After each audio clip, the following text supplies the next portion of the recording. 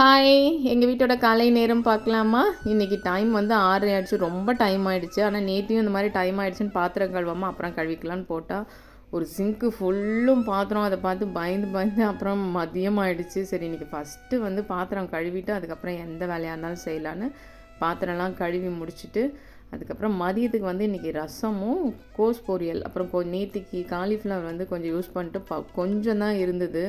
சரி, அது 65 போட்டுருவோம், நம்ம வச்சாலும் வேஸ்ட்டாக போயிடும். அதனால் 65 அதையும் மசாலாலாம் ரெடி பண்ணி வச்சுட்டு காலைக்கு வந்து சேமியா உப்புமா தான். சரி, எதுவுமே ஹெல்த்தியாக இல்லையா அப்படின்னு சொல்லிட்டு இந்த ப்ரக்கோலியை கொஞ்சம் அவிச்சிட்டு அதில் மிளகும் கொஞ்சம் உப்பும் போட்டு அப்படியே வதக்கி சாப்பிட்டுடுவோம்.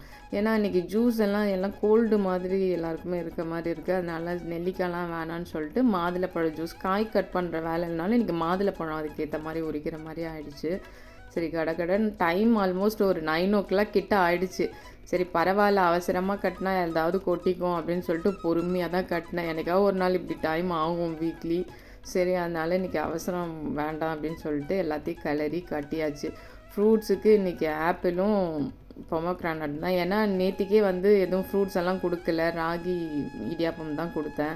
சரி, இன்றைக்கி ஃப்ரூட்ஸ் கொடுக்கலாம், நாளைக்கு வந்து எதாவது செஞ்சு கொடுத்துடலான்னு எல்லாம் டக்குன்னு கட்டிட்டேன். டைம் ஆனால் ரொம்ப ஆயிடுச்சு தான். சரி, பரவாயில்லன்னு அவசரம் இல்லாமல் கட்டி முடிச்சாச்சு. பாய்.